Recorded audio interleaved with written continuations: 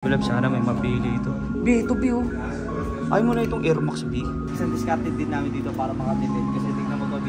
Magkano presyo? Magugulat ba ako dyan? Oo. Dito. Uy! Uy! Di nga legit yan? Oo. Wala kaming pasok ngayon ni Baby Loves. Kasama namin kayo, iikot namin kayo dito sa Charlottetown, Prince Edward Island. Mag-grocery rin kami ngayon kasi wala na kaming stock ni Baby Loves eh. Hindi mo ba naaamoy yung parang mausok-usok ngayon dito sa PA ano? Kasi mga kababayan dito sa amin ngayon, yung usok na mula doon sa wildfire ng New Brunswick at Nova Scotia. Nangyayari kasi ngayong wildfire ngayon, umaabot dito sa Prince Edward Island. Kaya naman dito sa lugar namin, bawal ngayon yung mga campfire B. Mga bonfire ngayon dito sa amin. At yun nga, sabi ko sa inyo, nasamahan nyo kami. Iikot-ikot namin kayo dito sa may Charlottetown, dito lang sa lugar namin. Yung mga pupunta at bibili din kami ngayong araw to. Kasi wala kaming pasok, let's go! Yo, so ito nga una namin pupuntahan. Punta kami dito sa downtown Charlottetown. Gagawin kasi kaming content ni Baby Loves. Dadaan tayo ng courtside. Titingin kami ng shoes kasi ilang beses na kami pupunta rito. Balak namin bumili. Wala kami nagustuhan eh. So sana may magustuhan kami ni Baby Loves ngayon. So ito, ulog si Baby Love oh. Dito kami nag-parking eh. Siguro tama na yan, mga 40 minutes. Ay, shoutout nga pala sa damit ni Baby Loves oh. Baka gusto nyo lang ha. Baka naman, mga kababayan. So ito no, pupunta nga kami dito sa courtside. Shoutout sa mga Pinoy tracker dyan. Baka naman gusto nyo to. Branded CP. Meron din na ito sa hoodie. Pili na si Baby Love, sana may mapili ito. B, ito B oh. Ayaw mo na itong Air Max B. Ay, mga ganyan trip mo eh no. Ito na ito. Dami pa rin ito magaganda. Ito na ito. Hindi ko lang alam kung magkano ito. B, mga ganyan uso ngayon B. Mga ganyan shoes. Yung mga barkong shoes na yan, New Balance na ganyan no. B, maganda yung B. Yung New Balance na, alam mo kung bakit. Pag AMB pag nadulas ka B, hindi ka ba gagaro hindi ka talaga badaga pa o madudulas talaga. Dito wala. Lupit lupit ang design Mag-yun yung balance. Mag-yun yung balance. Sinuot mo? Ganda. Ang angas. Libre ko kay Baby Loves to. Okay na sa'yo yan. Ang dami niyang pinagpilian eh. Tapos ito sa akin. At nga kung tatanungin nyo kung magkano yung shoes, 270. Kasi ayun yung price, 120, 150, 19 na lang. Magkano original price nyo sa'yo? 150. Angas. Natsambahan pa natin yung pagpunta natin dito via. So yun dito kami ni Baby Loves ngayon downtown. May gagawin kaming content dito ni Baby Loves. Sana ma-execute namin ng maayos yun dito. Short video lang. Ano masasabi mo dito sa lugar natin B? Simple lang B. Simple lang. Kung magbabakasyon ka, turista ka dito, may ma-appreciate mo yung simpleng downtown ng Charlottetown dito sa PEI. Tapos namin mag-shoot ni Baby Loves sa napakagandang lugar na to, mga kababayan. Ay sa amin dito, saka baka matikitan ko yung aming sasakyan. So yun ngayon pupunta naman kami dito sa Delta. Check namin ni Baby Loves kung merong cruise ship. Pakiramdam ko meron kasi B, ang daming tao ngayon dito sa sa downtown eh. Ay walang cruise ship. Mahina yung pakiramdam mo. Pero kasi ang daming tao, tignan mo dyan gusto mo baba tayo eh. Ayoko. Napakaganda kasi ngayon ng weather. Yung mga tao nasa labas, ini-enjoy ngayon yung araw. Ngayon, tamo na kami dito sa isa sa mga ukay-ukay dito sa PEI. May bibili na ako dito gamit sa aquarium. Ukay-ukay dito eh. Isa nakakatsamba kami dito ng mga kailangan namin. Ikot lang ako. Mga rin dito, sa mga appliance. Hinahanap ko, saksakan. Hinahanap ko. Ano kaya to? 7 lang. Kailangan ko to kasi sa aquarium lang naman nilalagay ko rito. May computer din dito, CPU eh. Bubuo mo yan, may mouse ka, keyboard, monitor, isang buong computer Speaker pa. Baby Loves B, magtrabaho B. Lapit na ulit kasi kami talagang rumatras na naman sa trabaho eh. Hanap si Baby Loves ng pang work Wala lang siyang Magkano yung mga ganyan B? Red tag yan $5. B, tignan mo yung presyo neto. Ngayon ako nakakita sa Value Village. Ay, sa Value Village. Sa Mission. Magkano presyo niyan B? B. Magugulat ba ako dyan? Oo. Sige. Uy! 140 B? Di nga legit yan? Ang ganda sana siya. B! Nagulat ako sa presyo B. B, magkano yung presyo B? Pakita mo. Baka mamaya sabihin, kinabit mo lang yun eh. Ayun mga kababayan hamag na presyo to. Dinaig pa yung original. Baka nagkamali lang, 14 lang siguro. B, 140. Siguro. B, tingnan mo yung brand niyang B. Columbia. Pati nga. Columbia Saan? ito eh. Saan mo nakita? Ano yung brand yan? Baka mamaya. Ay hindi, Under Armour. Uy, Under Armour. 140 B? Grabe ba? Yes, oo. Bakit kami bibili pa dyan sa thrift store? Kung kaya naman namin bumili ng bago, tama kayo.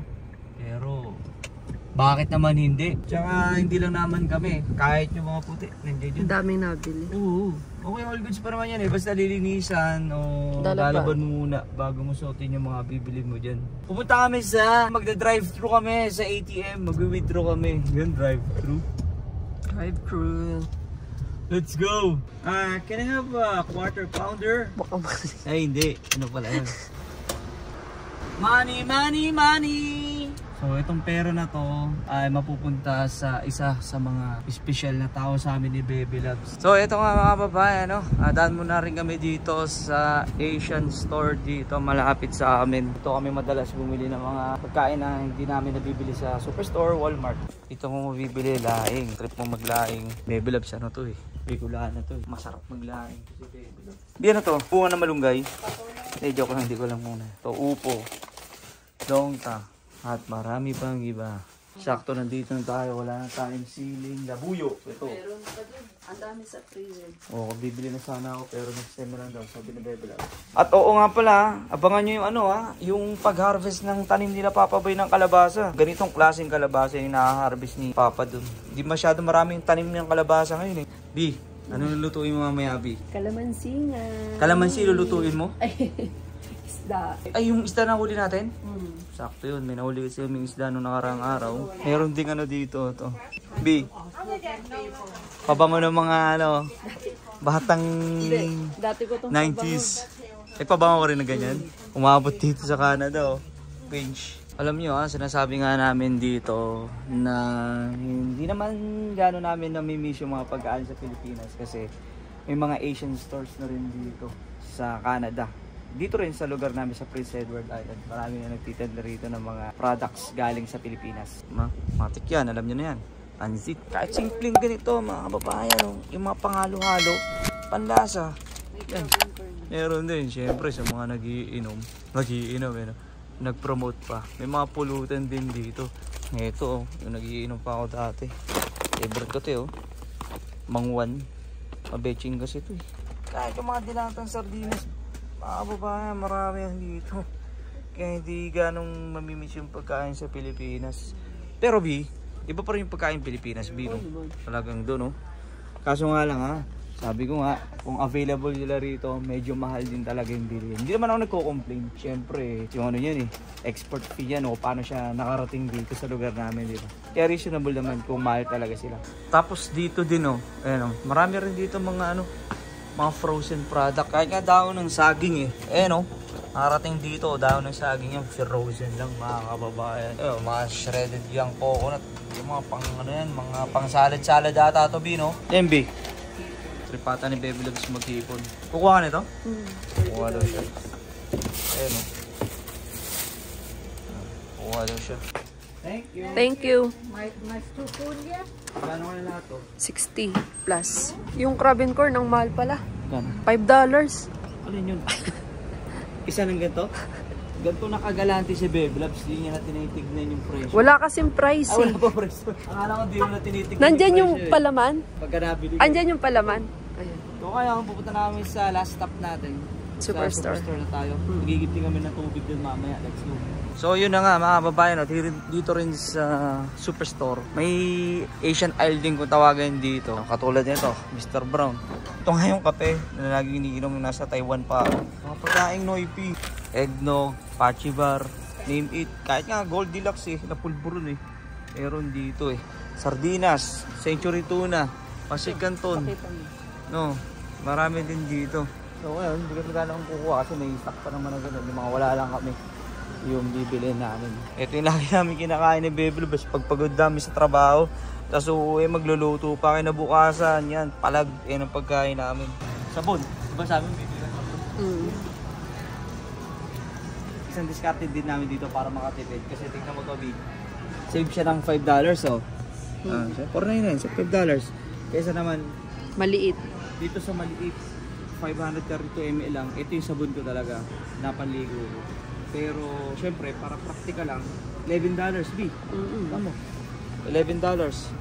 Ito $12. Oh. Ito 950 ml. Ito yan. Ayun na, yun. 950 ml. 12 lang. Saan ka pa? Di ba? Praktikalan lang tayo mga babae. Saan makakasave? Isa sa mga parang para makasave dito. Titignan mo yung mga save na sabon. Ayun, tulad din ni Bebe Loves, oh. Ayan, oh. Makakasave ka ng $5 dito. Wag na yung... Eh, ganyan yung madalas na ano eh. Discarding malupit lang, mga kababayan, oh. Makakasave ka rito. I mean, hindi naman kami nagko-complain dito sa medyo challenging na buhay dito sa Canada. Sinasabi lang namin, kinukwento lang namin sa inyo. Kami nagre-reklamo kasi alam namin, anywhere in the world nangyayari itong inflation, pagtaas ng mga presyo ng bilihin. So, kwento lang namin. So, ayaw naman namin dumagdag doon sa mga ibang vlogger dito sa Canada na puro reklamo na lang Bino na mahirap daw dito. Eh, ganun talaga. Mahirap kung mahirap. Kung wala kang trabaho. Oo. Kung hindi ka masipag, mahirap. Pero sa mga taong masisipag, Tsaka simple lang, yung pamumuhay. simpleng pamumuhay lang. Oo. Kayang-kaya mong bilhin. Less reklamo ka. Yun. Ito lang pinamili namin yung vlogs. Problema kasi namin, hindi tayo nag-aano Bino, binibilista. Doon lang kami, yung maisipan na namin bilhin, bibili namin. May nakalimutan kayo tayong bilhin. Ano, wala tayong nakalimutan. Kung nakalimutan tayo, balik na lang tayo. Bilhin na natin next day. Lapit-lapit lang. O nga mga babae, no? Salamat kasi sinamahan nyo kami sa pag-ikot-ikot dito sa Charlottetown, Prince Edward Island. Sabi nga namin, wala kami yung pasok pero okay lang. Sana na-enjoy nyo itong short video namin sa next vlog na lang. Stay safe and God bless. Head first.